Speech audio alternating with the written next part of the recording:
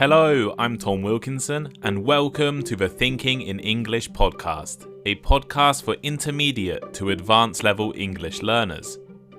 Welcome to the first Thinking in English episode of 2023. Or is it really 2023? Let's discuss the history of calendars, time, and dates on today's episode, and practice your listening comprehension and vocabulary skills at the same time. You can find the full transcript for free over on the Thinking in English blog. Check out my YouTube channel and Instagram page, both called Thinking in English Podcast, and leave me a like, rating, or review wherever you are listening right now. As always, a written vocabulary list is available in the description of the podcast and on my blog, thinkinginenglish.blog. Take for granted. Take for granted. To believe something to be the truth without even thinking about it. For example, I guess we all took it for granted that water would always be freely available. Solar. Solar. Of or from the sun, as in, I want to build a solar power car. Lunar. Lunar. Of or relating to the moon. For example, the Lunar rover landed safely on the moon. Approximately. Approximately. Close to a particular number or time, although not exactly that number or time. As in, the job will take approximately 3 weeks and cost approximately £1,000. Breakthrough. Breakthrough. An important discovery or event that helps to improve a situation or provide an answer to a problem. For example, scientists are hoping for a breakthrough in the search for a cure for cancer. Drift. Drift. To move slowly, especially as a result of outside forces with no control over direction. For instance, no one noticed that the boat had begun to drift out to sea. Divisible. Divisible. Meaning that can be divided by another number. As in, a prime number is only divisible by 1 and itself. Official. Official. Agreed to or arranged by people in positions of authority. For example, the official opening of the store is next week.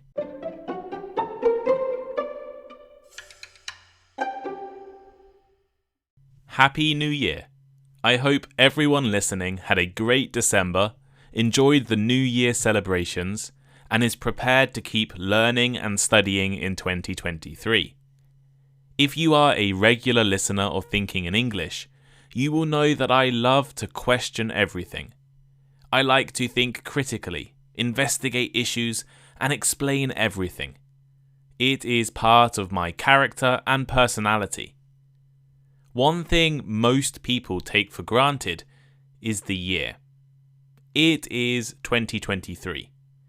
Last year was 2022, and next year will be 2024.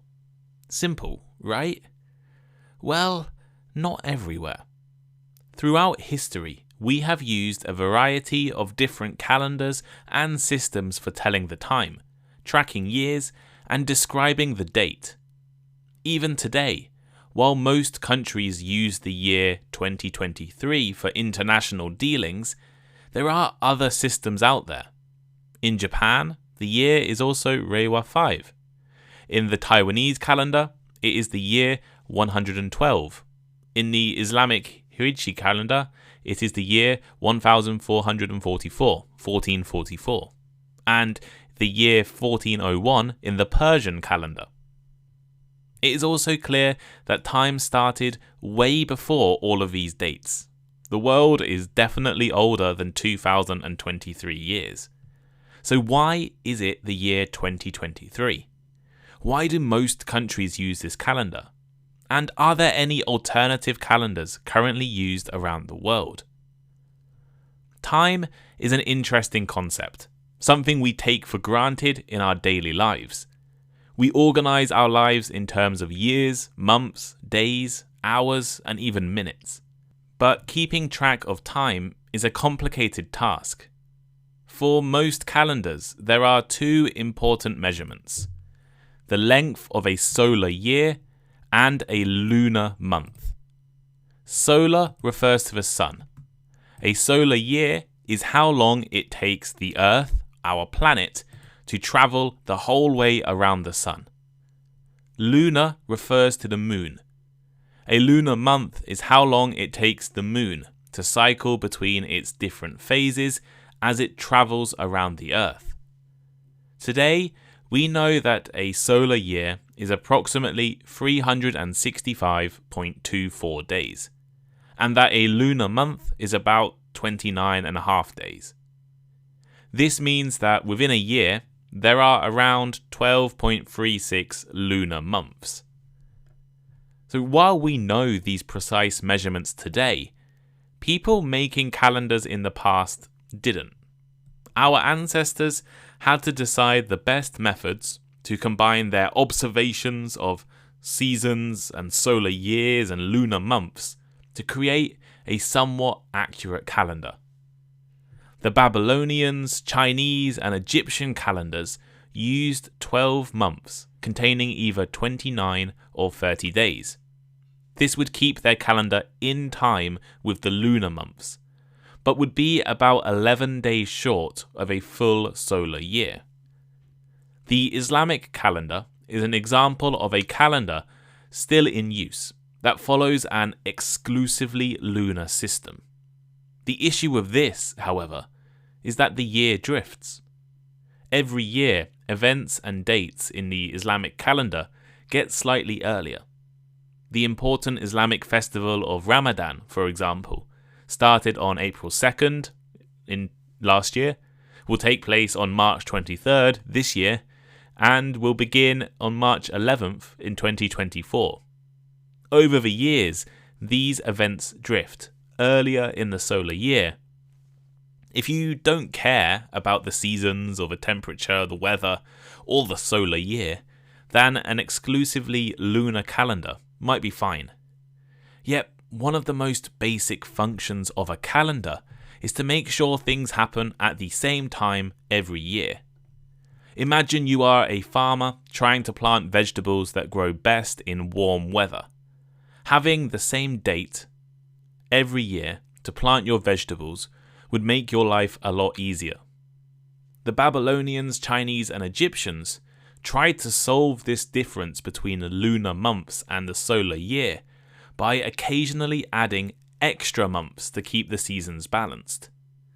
One of the most famous examples of this approach was discovered by Meton, an ancient Greek living in Athens. He realized that every 19 years, the lunar months and solar years return to the same time. By combining 12 short years, containing 12 lunar months, and 7 long years, containing 13 lunar months, you can make a functioning calendar. Roman Julius Caesar was known for many things. He invaded Britain, built a bridge across the River Rhine, contributed to the end of the Roman Republic, became dictator for life, and his name Caesar became synonymous with emperor. Some modern equivalents are Kaiser and Tsar. Julius Caesar introduced his own calendar, the Julian calendar. The Julian calendar was designed with the help of Greek mathematicians and became the official calendar of the Roman Empire on the 1st of January 45 BC. It later became the official calendar in most Western countries for over 1,500 years, and is still used by parts of the Eastern Orthodox Church today. The Julian calendar solved one of the major problems with old systems. It is a 12-month calendar that doesn't need extra months. The big breakthrough was the decision that a month didn't need to be exactly in line with the moon. The months of the Julian calendar are not lunar months. If you don't need to keep the months in line with the phases of the moon, you can then choose the length of each month and choose the length of a year on the calendar. If you remember, the solar year is approximately 365.24 days, and the Julian calendar came very close to this, with an average of 365.25 days. They achieved this by taking a leap year, or adding an extra day once out of every 4 years. The Gregorian calendar. The Julian calendar was almost perfect. Almost, but not exactly. The calendar averaged 365.25 years, but a solar year is approximately 365.24219 years.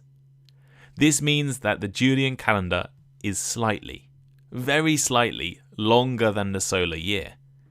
And over time, this leads to a drift against the solar calendar. Every 128 years, the Julian calendar gains a day. Compared to lunar calendars and earlier versions, this drift probably seems insignificant. And for 1,600 years, the Julian calendar was used by almost everyone in Europe.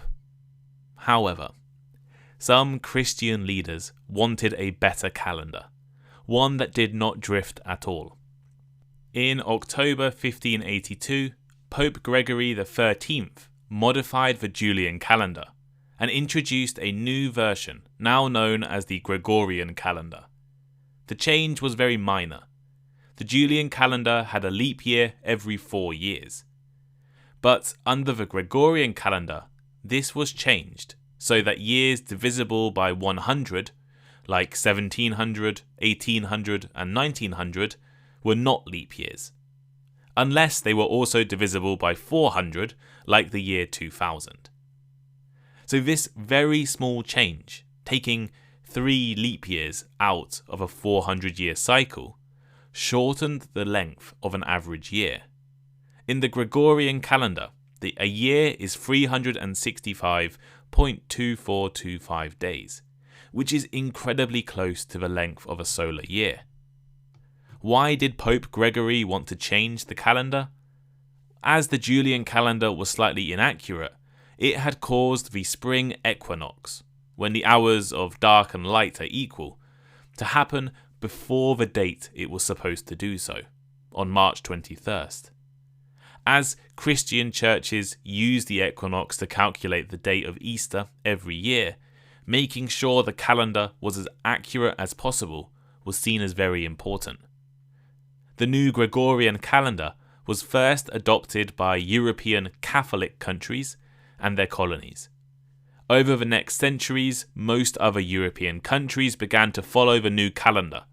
Greece was the last country to adopt the Gregorian calendar in Europe for civil purposes. And by the end of the 20th century, almost every country used the Gregorian calendar for civil reasons, while sometimes keeping alternative calendars for religious and cultural purposes. Now, I've spent a lot of time talking about the history of calendars, but I haven't yet mentioned the main inspiration for this episode. Why is it 2023? Why does most of the world follow this dating system? Well, it is the year 2023, as it is supposedly 2023 years since the birth of Jesus Christ. Our world has 8 billion people, the majority not Christian, so why do we all follow the Christian system for years? Christian scholars began studying and calculating the birth of Jesus long ago, as they considered it to be the beginning of time. Debates were common over the exact year and date of his birth, as it is not mentioned in the Bible. The Venerable Bede, an English monk who lived between the years 673 and 735, is often credited with popularizing this system. He decided that Jesus was born on the 25th of December in the year 1 BC. and that history should be counted forward from that date onwards. Bede was one of the most famous writers and historians in England, and he used his dating system in all of his work.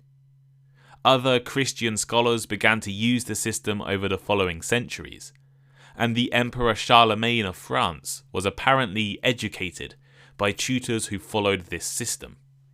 Eventually, most of Europe followed this dating convention. As European countries began to spread out and colonize the world, they took their times and calendars with them. The more places using the Gregorian calendar, the more other countries were pushed to change and adopt it. Today, the Gregorian calendar is used everywhere, as is the year 2023, referring to the birth of Jesus Christ. But despite this, it is highly unlikely Jesus Christ was born 2023 years ago exactly. There is very little historical evidence for the exact time and date of his birth, and the year was chosen centuries after Jesus' death. It is also important to know that while many countries will use the Gregorian calendar officially for official purposes, they may also have their own calendars. In the Hebrew calendar, one of the official calendars of Israel, it is currently the year 5783. Why? Well, according to Jewish tradition, the calendar began when the world was created. The Hebrew calendar is also based on a metonic system, the system I mentioned earlier of long and short years over a 19-year period. The solar Hijri calendar, used in Iran and Afghanistan, puts the year at 1401. This calendar is based on observation, not on mathematical rules, meaning that it is more accurate to the solar year than the Gregorian calendar. Year 1 in this calendar is the Islamic prophet Muhammad's migration to Medina. Interestingly, this is the same start date as the Islamic calendar, but that calendar puts this year's date at 1443. This is because the Iranian calendar is based on the sun, it's solar, and the Islamic calendar on the moon, it's lunar. In the Japanese calendar, it is the year Reiwa 5.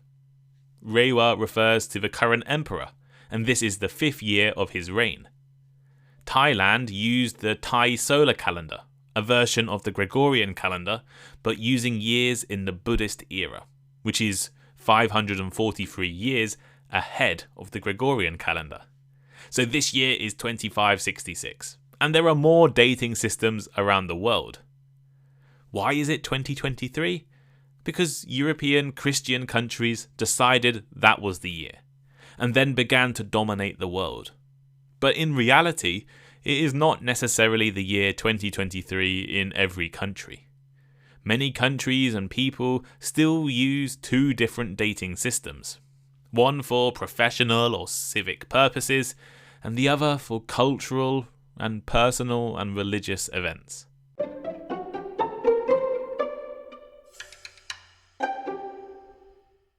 So here is today's final thought.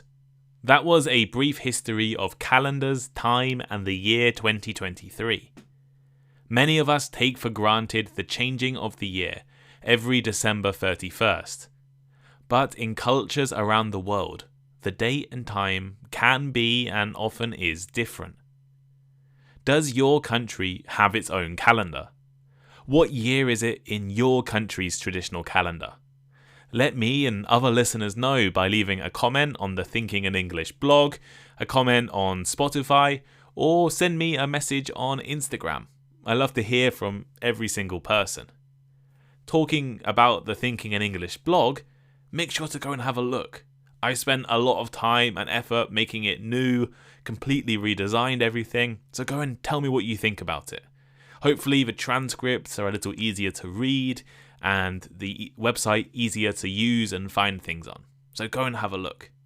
And if you're interested, join the Thinking in English Patreon. We have conversation clubs multiple times a week, bonus episodes, English classes for B1, B2 and C1 English learners, and a lot more. So go over and subscribe and practice and learn with lots of different people from around the world. Thank you for listening, and I'll see you next time.